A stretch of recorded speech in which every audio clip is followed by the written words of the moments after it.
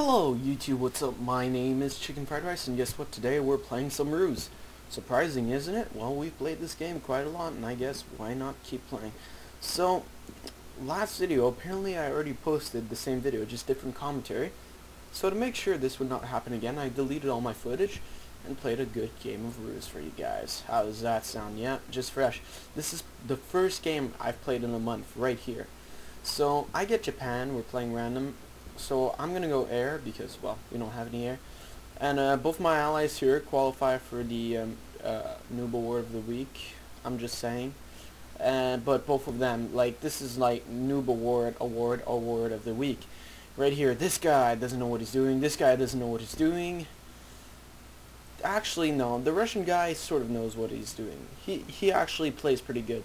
The Japanese guy, okay. This guy, not really. This guy, not really. That guy, not really. So it's an unprecedented lack of talent in a group of people. So right here, the Japanese guy, at the place of focusing purely on air, decides to expand, sets up a secondary HQ, and starts grabbing depots right away. In the meantime, well, we don't have that. The Russian guy, Hawkins, which is not Hawkeye, because Hawkeye would never do this, and I know that for a fact, is going a prototype build, which is stupid. It's, yeah. Like, why would you do that? So, on this side, Russian guy is sending over some infantry, and you guys might not be able to see it, but he set up a secondary HQ. He's going to grab those depots and get some IS-2s so he can start kicking some ass.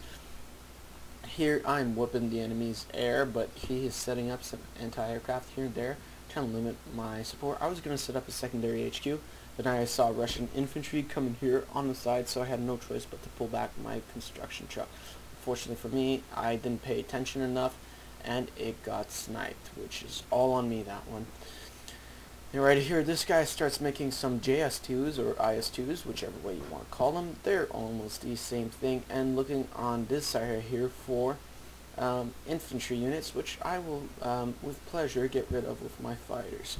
In the meantime, I am just, well, yeah, focusing mainly on my air. I teched Shindens, because I really want to have that air superiority without having to spend all my units on fighters. Meantime, Japanese guy is slowly expanding here, and I can't go over there because I don't have any ground support. This guy who went prototype build, well, yeah, that's worthy of a new reward. And this guy, well, yeah, you guys see what he's doing. That's, yeah, he's got an 88 and a Siegfried on the way from his base here. Not a single tank, just that. Yep. And this is the Russian guy who did a good job of starting to expand and take depots. Now that's a good initiative, so he's not that bad, but yeah.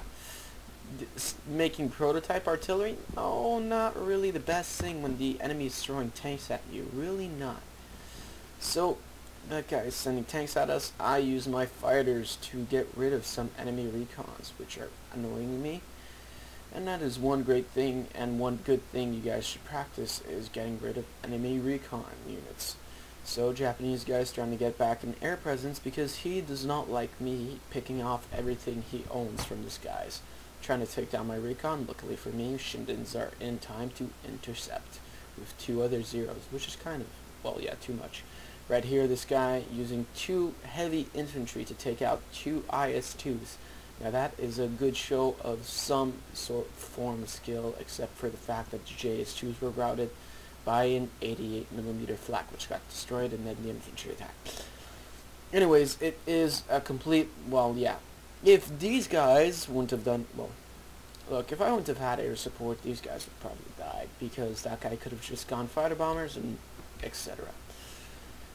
So, at this point in the game, German guy starts turning to air to try and fighter bomb stuff, and I kicked this guy's paratrooper, well, tried to, and on the same time, I have set up a secondary HQ from which I'm hoping to be able to do some damage to the enemy. I saw that we were getting run over with tanks, and Japan's got some $20 88s, which are some of the best units.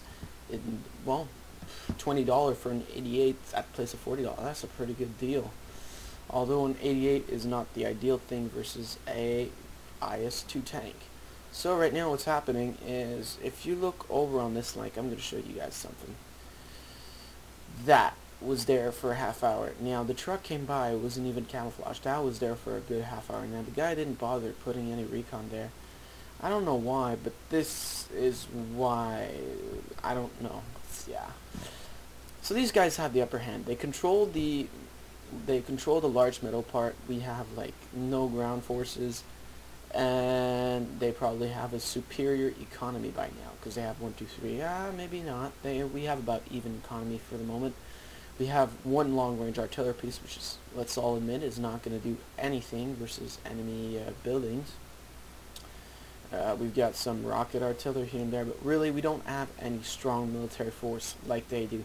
If they were to attack at this point in time, right now, they could have probably wiped us clean off the board. We had one IS-3 stopping them and a SIG fleet.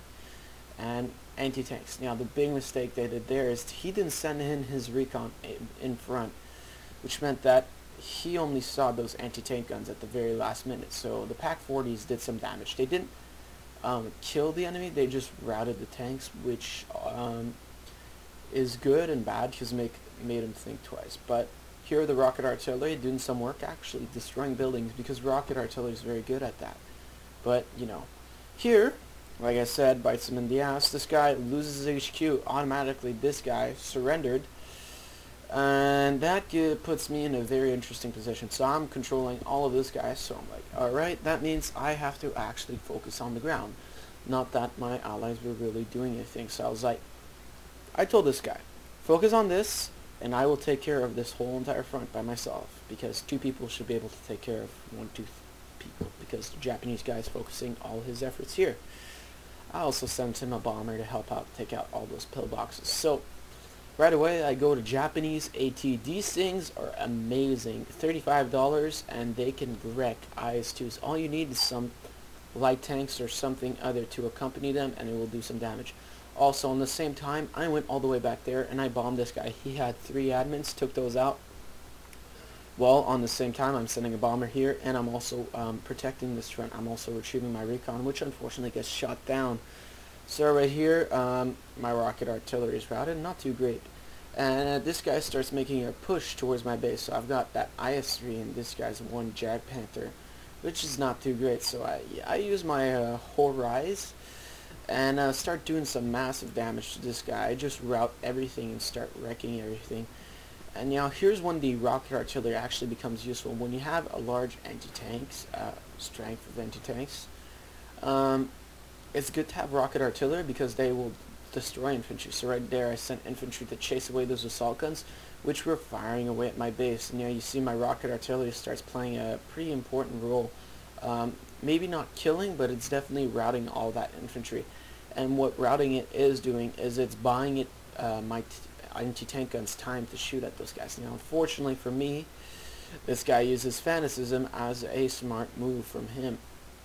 And while my ally is starting to regain his base, he starts making Jag Panthers, or whatever these are. Yeah, Jag Panthers.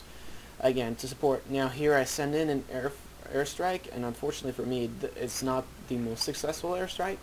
I didn't go about it too smartly, but he only noticed at the last second. I still got a supply depot and a armor base, which limits tanks and all that until he builds another one, which takes a few minutes.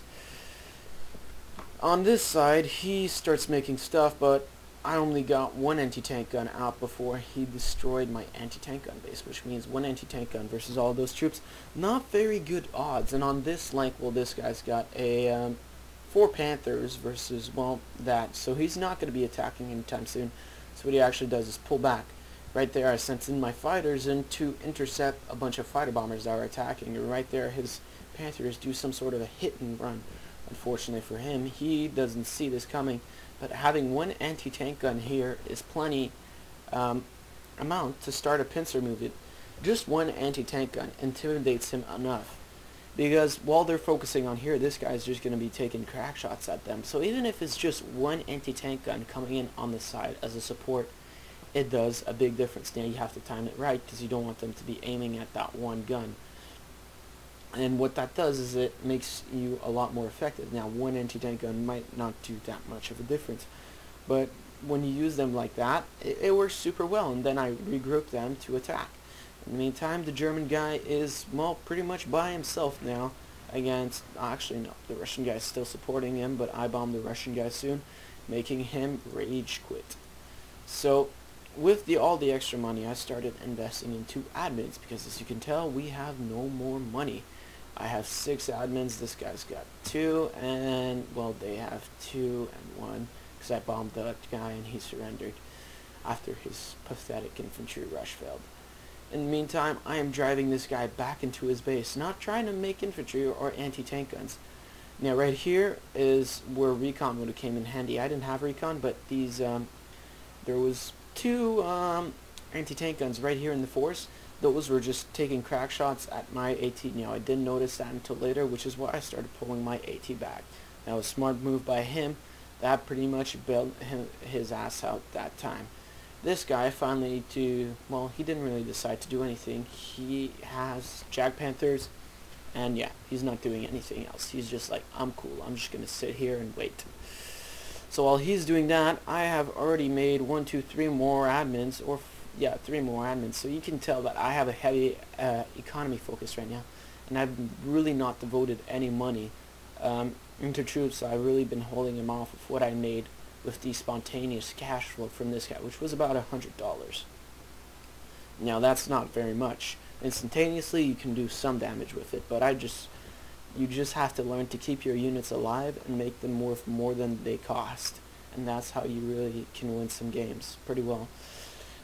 So I started rebuilding my Air Force because this guy's starting to get a lot of Ju-87s or Stukas, the fighter bombers. And on my side of things, well, I've got some more Shindens building, and eventually I'm going to get some bombers going on this guy's base, who surrendered, not because I bombed his base, because he realized he was in a hopeless situation with only 2 admins versus, well, he doesn't know I have this many, but we won't tell him that, will we?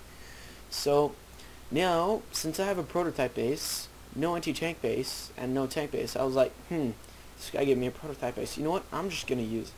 So I start making OIs, the super heavy Japanese prototype tank, which is probably one of the best tanks, if not the best tank in the game. The only better tank I can see is the IS-3. Not completely. The only is on a tank-on-tank battle, the IS-3 will actually beat the OI. But when it comes down to it, the OI has got rocket artillery, it's got a flamethrower, and it's got a big-ass gun that can shoot very far and kill lots of things. So overall, it's probably the ideal tank to have. You know, obviously you pay price for that, $125 for a prototype base, and well, yeah, some extra money along the way for everything else. So I made another prototype base. I was like, let's make this a bit more efficient. Right here I start moving my anti-tank gun stack with my IS-3 to the side, and you see I just plowed through those IS-2s. None of my units were routed.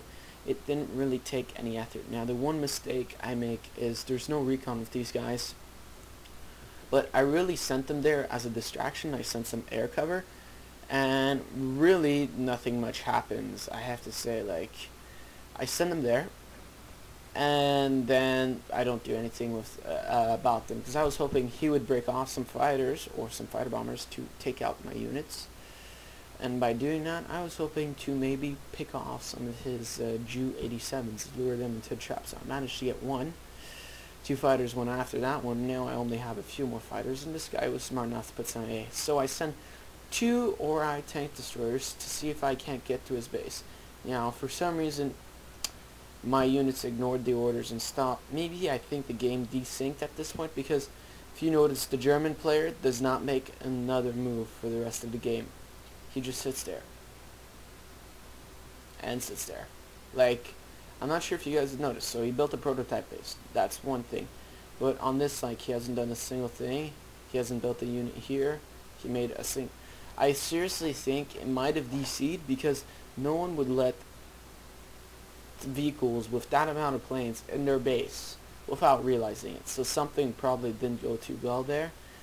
Unless he thought I had some sneaky plan up my sleeve, which I didn't. I just put my tank destroyers there and there, and for some reason my tank destroyers just stopped moving forward, and I never noticed. And notice, guys, there's a random building truck just sitting there. So that's always nice. So I've got my giant stack of as I'm just getting ready to run over this guy, and at the same time my ally has started to make king tigers. Now for some reason, I don't know who does this, but he just charged in 4 Jack Panthers and 2 unarmored AT. That is probably one of the stupidest things I've ever seen done. Why would you send AT into armored AT? That just doesn't work. It's not going to happen. So right here, I start getting some Susies. I've got a serious Air Force. And yeah, I was getting ready to do some serious damage to this guy. I've got this huge paradrop going up. I've got recons that I'm sending all over the map. When my tanks are going to start attacking, you'll see those recons will move up. But right about now is when this guy says, I've had enough. So as usual, guys, thanks for watching. Leave your comments below. Please subscribe. And if you want to join our Steam group, just check out the link on our channel. It's in the description of the channel. I just added it a few days ago. And I hope you guys enjoy.